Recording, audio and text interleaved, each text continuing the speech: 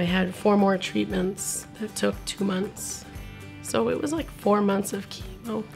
But I had wonderful friends and family that really helped me through everything. I wouldn't have been able to do it without them. I was just looking at my journal last night, and I couldn't believe some of the things I had forgot that people had done for me. So everybody that helped me, from the surgeons, the nurses, the technologists, they're like angels to me.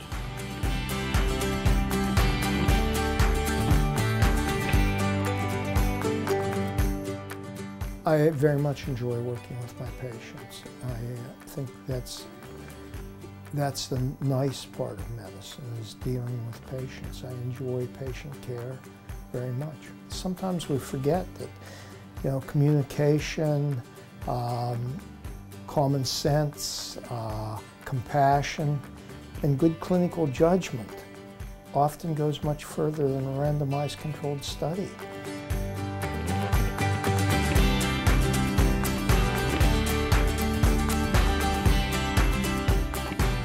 I solemnly pledge myself before God and in the presence of this assembly to pass my life in purity and to practice my profession faithfully. I will abstain from whatever is deleterious and mischievous, and will not take or knowingly administer any harmful drug. I will do all in my power to maintain and elevate the standard of my profession, and will hold in confidence all personal matters committed to my keeping and all family affairs coming to my knowledge in the practice of my calling.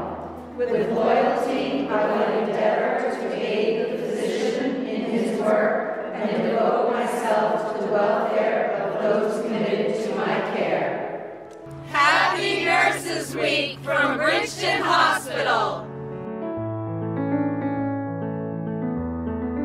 Well, I remember how brave they were, for sure, even though they were scared. And unfortunately, with that exposure, there's a series of vaccines that they need to get, and it's a 3-day. They have to come back 2 other times along with the night they come in. And I remember Bella, I think you had 6 injections, intramuscular injections, and Lucy had 3. And it was pretty scary for both of them. And you guys were really brave, you really were, because I mean, an adult would be a little nervous, but they were really, really great. Sometimes I choose something to donate to, like puppies at the shelter or a foundation. And so this year I chose the hospital, and I asked for stuffed animals so that kids would feel more comfortable here and they wouldn't be as scared. Well, I think it's really nice that Bella decided to do that, and I like taking part of it. I mean, it was her idea. I like donating them too, though, because it's really fun and it's really nice to see how you can help other people. We really appreciate the parents coming and doing this, and Bella certainly, and Lucy, but just appreciating what we do here. We do really care about the community. We care certainly about all of our patients, and it's just nice to be appreciated. So we thanks for that.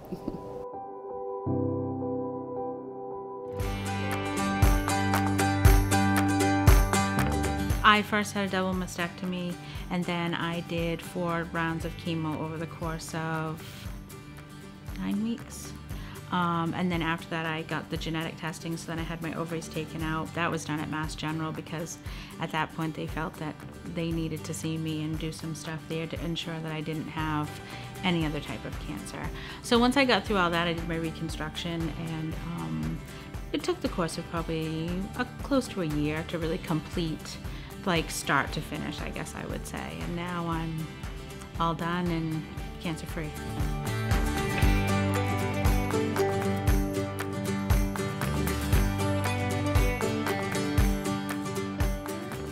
Even when I was being wheeled in, I brought a picture of my boys with me. So just that added of, you know, just to let them know you're not just working on me. Like these three kids are really, you know, what I'm trying to live for. What I liked about even from the very first meeting was they not only led me through this is the cancer you have, this is the staging we think you're at, that, you're estrogen positive, you're HER2 positive, this is how we're going to treat it. But we also have to look at how are we going to treat it such that it doesn't come back. And so that was from the very get-go of the diagnosis, was not just treating me to try to get rid of it now, but for it to never return. The Community Health and Hunger Initiative started at Bridgeton Hospital a few years back in partnership with Good Shepherd Food Bank. And that program basically asked patients if they reliably had food in their cupboards. And if they didn't, it referred those patients to resources in the community to help them out. Bridgeton Hospital reached out to us last year about a program they heard about, I think at a community event or through the local food pantry, and they were really curious about how they could get involved with the food bank because they knew they were dealing with patients that were struggling to access healthy foods. So we talked with them and we started a 6-month pilot to train physicians on how to screen for food insecurity and make sure patients were connected to ending hunger resources.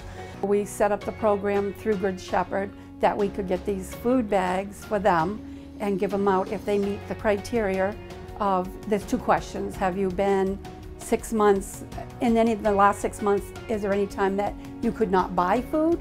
Or was there any time in the last 6 months that you couldn't get food or pay for food? And if they say yes to either of those questions, then they are eligible for the food bags that Good Shepherd provides for us. So far, just in 2 months, 29 patients have gone home with a bag of food.